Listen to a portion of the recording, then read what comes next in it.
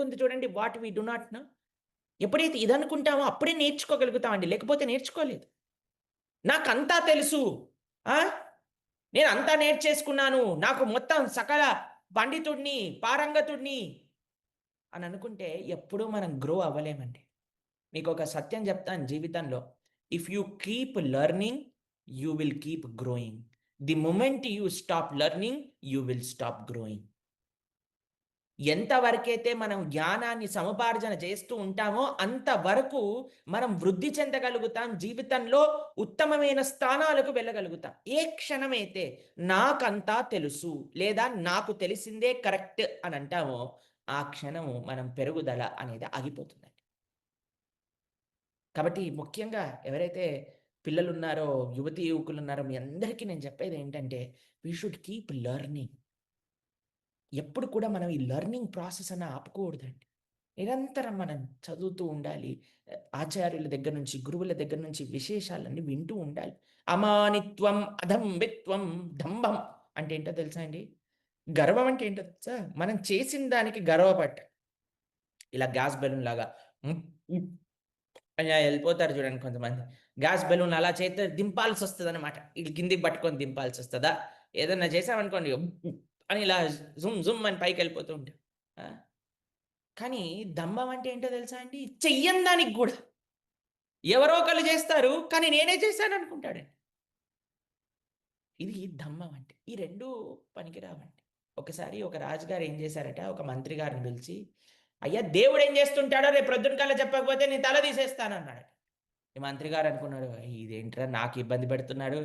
దేవుడు ఏం చేస్తాడో చెప్పకపోతే నా తల ఎందుకు తీస్తాడు రాజుగారు అని అనుకోని పాపం ఏం చేస్తాడని చెప్పని వైకుంఠంలో భగవంతుడు ఏం చేస్తున్నాడని చెప్పాలి నాకెలా తెలుస్తుంది? నాకు వీసా లేదా అక్కడికెళ్ళడానికి చూసొద్దామంటే. సరే అని ఒక చెట్టు కింద కూర్చొని ఇలా బాధగా ఉన్నారట. ఒక రైతు వెళ్తున్నారటండి పక్క నుంచి. ఈ పెద్ద పండితుడు, మంత్రి ఆయన్నడిగారట, "అయ్యా! ఏమైంది ఇంత ఉదాసీనంగా ఉన్నావు?" అంటే, "ఏం లేదు రాజుగారు అడుగుతున్నారు రేపు ప్రొద్దున, కానీ నేను చెప్పకపోతే భగవంతుడు ఏం చేస్తున్నాడో నా తల తీసేస్తాడట" అనంటే, ఈ రైతన్నారు, "నన్ను తీసుకెళ్ళు నేను చెప్తాను" అని అన్నాడట. సరే అని రాజుగారి సభకి తీసుకెళ్లారట. తీసుకెళ్ళేసరికి ఏమైందట అక్కడ, రాజుగారు అన్నారట, "ఆ! మంత్రి చెప్పు సమాధానం ఏంటి?" అనంటే, "అయ్యా! నాతో పాటు నా స్నేహితుడొచ్చాడు. ఒక రైతన్నొచ్చాడు. ఆయన చెప్తారట" అనంటే, సరే అని ఆయనొచ్చారండి. ఈ రైతన్న నించున్నాడు. పైన ఇలా మెట్ల పైన ఒక 20 మెట్లున్నాయి. దానిపైన పెద్ద సింహాసనం ఉంది. దానిపైన ఈ రాజుగారు కూర్చున్నారనమాట. కూర్చోంగానే, "ఆ! చెప్పు" అనంటే, "అయ్యా! ఫస్ట్ మీరొకసారి కిందికి రండి" అనంగానే, సరే అని మెల్లగా ఒక్కొక్క మెట్టు కిందికి దిగొచ్చి నించున్నాడట. ఈ రైతన్న ఏం చేశాడట, సీదా స్ట్రెయిట్ ఎళ్లి పైన సింహాసనం పైన కూర్చున్నాడట. రాజుగారు గుడగుడలాడిపోయాడట. "ఏయ్! నా సింహాసనంలో నువ్వు కూర్చుంటావా? నన్నెందుకు కిందకి పిలిచావు? నువ్వెందుకు పైకెళ్ళావు?" అనంటే, "అయ్యా! దేవుడేం జేస్తాడు? దేవుడేం జేస్తాడు? దేవుడేం జేస్తాడు?" అని అడిగావు గదా! దేవుడు జేసే పని ఇదే అయ్యా. ఎవరైతే గర్వంగా ఉంటారో వాడిని కిందికి దింపుతారు. ఎవరైతే వినయంగా ఉంటారో వారిని పైకెక్కిస్తారు జీవితంలో అని అన్నారట. కాబట్టి ఎవరైతే వినయంగా ఉంటారో, ఎవరైతే నాకు అంతా తెలీదండి బాబు నేను తెలుసుకుంటాను, మంచి మార్గంలో నడుస్తారన్న వాడిని వెంటనే భగవంతుడు తీసి ఉన్నతమైన స్థితికి తీసుకొస్తారు. అది చాలా ముఖ్యమైనదండి. కాబట్టి వినయం అనేది మనకు కావాలి. అమానిత్వం, అదంబిత్వం, అహింస, శాంతిరార్జవం. ఆ! అహింస. ఎన్నో సార్లు భగవానుడు నిన్న గూడా ఈ విషయం గురించి చెప్పారండి.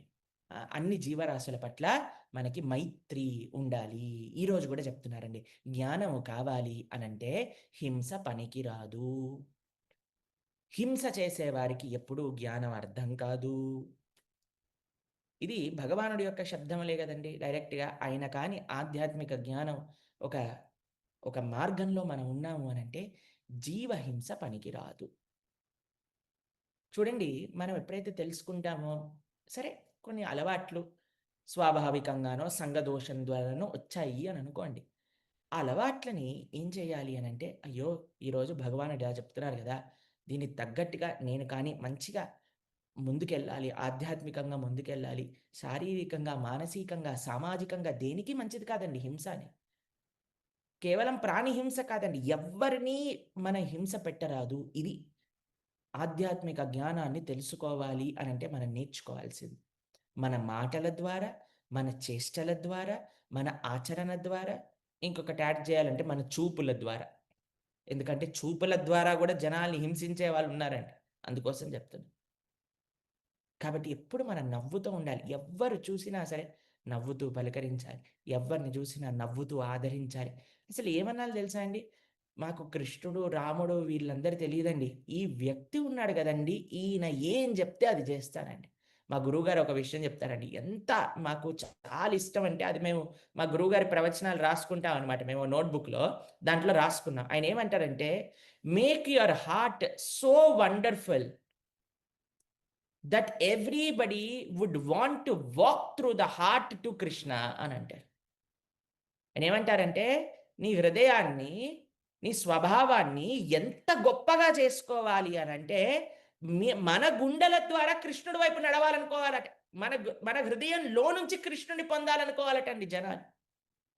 అది ఎంత గొప్పదంటే మేము ప్రతిరోజు మా ఆచార్యుల వారి ప్రవచనాలు విని రాసుకునే ముందు అది చదువుతాం. కృష్ణ మా గురువుగారు ఏం చెప్తున్నారు? హృదయాన్ని అంత పరివర్తన చేసుకోవాలా, అంత మంచితనం పెంచుకోవాలా, అందరిని ఆదరించే స్వభావం కలగాల, అందరిని దగ్గర తీసుకునే స్వభావం కలగాలి మనకి. ఎవ్వరు నా పట్ల నా వల్ల బాధపడకూడదు అనే స్వభావం మాటలతో, చేష్టితములతో అన్ని జీవరాశులు సంతోషంగా ఉండాలి. అందరికీ మనం సేవ చేసే ఇప్పుడు చూడండి జీవహింస ఎందుకు మంచిది కాదో తెలుసా అండి? దానివల్ల పాపం వస్తుందండి. పాపం వచ్చినప్పుడు జ్ఞానం సముపార్జన చేయలేదు. ఇప్పుడు చూడండి ఏ జీవి అయినా మన దగ్గరకొచ్చి నన్ను చంపేయని అడుగుతుందా అండి చెప్పండి? కొంతమంది ఒక విశేషం ఏంటో తెలుసా అండి? ఒక జీవిని అపరిమితమైన ప్రేమ చేస్తాడండి. ఇంకొంతమంది జీవుల్ని చంపేస్తుంటారు. అంటే ఈ జీవికి, ఆ జీవికి ఏదన్నా తేడా ఉందా అండి? దీనికెంత ప్రాణం ఉందో దానికి అంతే ప్రాణం ఉంది గదండీ! దానికెంత పిల్లలంటే మక్కువ, దానికి అంతే పిల్లలంటే మక్కువ గదండీ! మీకు ఇద్దరు పిల్లలున్నారనుకోండి, ఒకళ్ళని ముద్దు చేసి, ఇంకొకళ్ళని లాగి చెంప మీద కొట్టారనుకోండి ఏమంటారు మీరు? ఫస్ట్ ఇంట్లో నుంచి బయటికెళ్ళిపోండి అని అంటారు. అలా మనం భగవంతుడికి సంబంధించిన ఒక జీవిని లేదా ఒక తత్వాన్ని ఆరాధన చేసి, ఇంకొక వాళ్ళని గౌరవించి, ఇంకొకాళ్ళని మనం ఇబ్బంది పెట్టాము, హింస చేశాము అనంటే that's not right. That's not logically right. That's not morally right. That's not spiritually right. That's not emotionally right. That's not psychologically right. That is not environmentally right. That's not physically right. అసలు ఏ కోణంగా చూసినా సరే జీవహింస అనేది చేయకూడదు.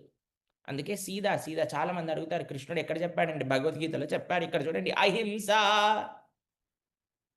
హింస లేకుండా జీవనం ఉండాలి మనది. ఆ! కేవలం కొంతమందండి ఎవ్వరిని ఏమనరు.